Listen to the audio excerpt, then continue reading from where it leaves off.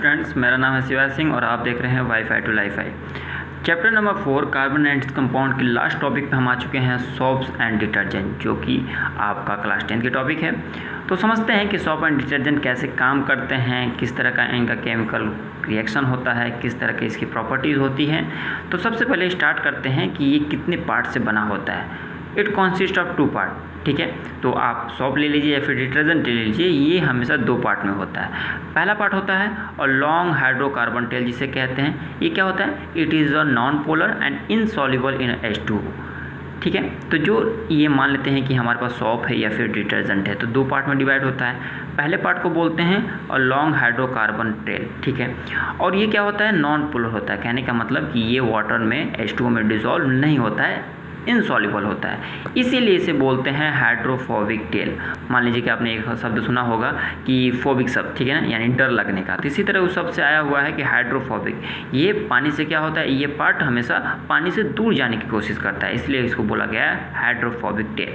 Second one क्या हो जाएगा? और निगेटिव चार्ज हेड। यहाँ पर मैंने निगेटिव इसलिए लिखा हुआ है, तो आप कन्फ्यूज़ ना हो, मैं इसको समझा देता हूँ कि तो पता है आपको कि जो चार्ज हेड होता है वो हमेशा पॉजिटिव होता है, बट यहाँ पर जो उसमें ग्रुप लगे होते हैं उसके लिए मैंने यहाँ पे नेगेटिव इस्तेमाल किया हुआ है। तो नेगेटिव चार्ज हेड को समझते हैं। ये क्या है? It is a consist of carboxylate ion and sulphonates ion, it polar and hence soluble in water. तो जो हमारा सेकेंड पार्ट है जिसे हम हेड समझ सकते हैं, कार्बोक्सिलेट आयन लगे होते हैं किसमें? सोप में। यदि डिटर्जेंट की बात करें तो उसमें लगा होता है सल्फोनेट, और ये क्या होते हैं? सॉल्युबल होते हैं वाटर में, क्योंकि पोलर नेचर है इनका। तो जब सॉल्युबल होगा इसलिए इसे बोला जाता है हाइड्रोफिलिक हेड। हाइड्रोफिलिक हेड का मतलब कि वाटर लविंग। जो वाटर लविंग जो शब्द आता है उसको हम हाइड्रोफिलिक शब्द से समझते हैं। यानी हमने देखा कि जो हमारा सोप है या फिर डिटर्जेंट वो 2 पार्ट में बटा होता है। पहला जो होता है लॉन्ग हाइड्रोकार्बन टेल जिसे हम हाइड्रोफोबिक कहते हैं। सेकेंड वन हमने समझा कि जो हेड होता है, चार्ज हेड होता है, वो क्या होता है आपका? सॉल्युबल हो सकता है वाटर में, और उसे हम हाइड्रोफिलिक हेड कहते हैं क्योंकि वो वाटर लविंग होता है। अब समझते हैं इसको स्ट्रक्चर से। तो ये है आपका स्ट्रक्चर, ठीक है। अब देखिए इसको कि ये जो हमने हाइड्रोफिलिक लिखा हुआ है, ठीक है, और ये हाइड्रोफोबिक है। तो जो हाइड्रोफोबिक था इसे हमने बोला था कि लॉन्ग हाइड्रोकार्बन चेन होगी। तो ये दिख रहा है एक लंबी चेन है आपकी, ये जितने भी है ये कार्बन है, ठीक है ना, ये कार्बन है, एक लंबा चौड़ा आपका चेन बनेगा। और ये जो हेड दिखा हुआ है यहाँ पे आयंस के फॉर्म में, ठीक है, तो हाइड्रोफिलिक पार्ट होता है। तो ये जो होता है वो वाटर लविंग होता है, यानी ये हमेशा वाटर की तरफ अट्रैक्ट होगा और ये हमेशा वाटर से दूर जाने की कोशिश करेगा। तो इस तरह से हमारा जो स्ट्रक्चर होता है जिसे हम मोस्टली समझ सकते हैं सोप में या फिर डिटर्जेंट में, वो होता है हाइड्रोफोबिक, और हाइड्रोफिलिक से मिलके हमारा तैयार होता है, ठीक है।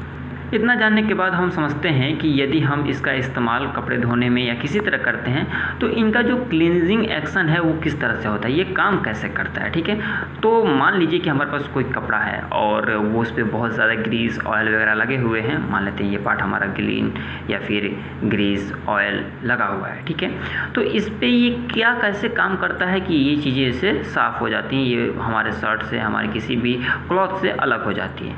तो एक चीज़ का ध्यान रखें कि हमेशा सोप या फिर डिटर्जेंट सबसे पहले मिसल्स का फॉर्मेशन करता है, ठीक है ना। और ये जो स्ट्रक्चर दिख रहा है वो मिसल्स का ही आपका एग्जाम्पल है। तो मिसल्स का मतलब होता क्या है? देखिए, जैसे हम उसमें इस्तेमाल करेंगे किसी तरह का डिटर्जेंट या फिर सोप, तो हमें तो पता है कि वो 2 पार्ट में होता है, एक आपका हाइड्रोफोबिक एंड ये हाइड्रोफिलिक। तो जैसे इसके वाटर में हम डिज़ोल्व करके इस कपड़े के साथ डालेंगे तो इसमें क्या होता है, जितने भी ये ग्रीस ऑयल, ये जो डर्टी पार्ट है, इसके साथ ये अटैच होता है। और जो इसका हाइड्रोफिलिक पार्ट है वो क्या करता है कि वाटर लविंग होता है, तो ये वाटर की तरफ अट्रैक्ट होता है, और ये क्या होता है, ये वाटर से दूर जाके यानी इस जो कपड़े में गंदगी है उसके साथ अटैच हो जाता है।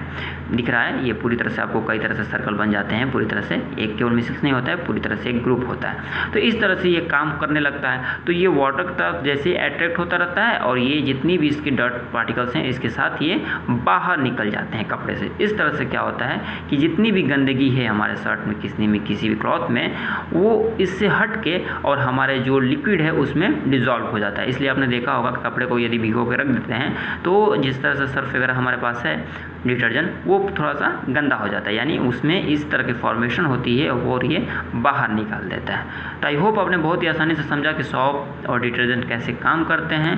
यदि वीडियो अच्छा लगे तो प्लीज़ इसे लाइक कमेंट शेयर करना ना भूलें। सिलेबस ख़त्म हो रहे हैं। मैं बता दूं साथ ही साथ कि यदि आपके फ्रेंड वगैरह जो भी अगर 9th से लेकर 12th के बीच में है तो ये चैनल आपके लिए बहुत ही इंपॉर्टेंट है, आपके फ्रेंड के लिए इंपॉर्टेंट है, क्योंकि यहाँ पे 9th से लेकर 12th तक मैथ और साइंस के वीडियो कवर कराए जा रहे हैं। तो आप इस चैनल से जरूर जुड़ें। यदि नए हैं तो प्लीज़ चैनल को सब्सक्राइब कर बेल आइकन को हिट कर लीजिएगा, और यदि फेसबुक पेज पे हैं तो प्लीज़ पेज को लाइक और फॉलो कर लीजिएगा। मिलते हैं एक नए वीडियो नए कंटेंट के साथ। Thanks for watching.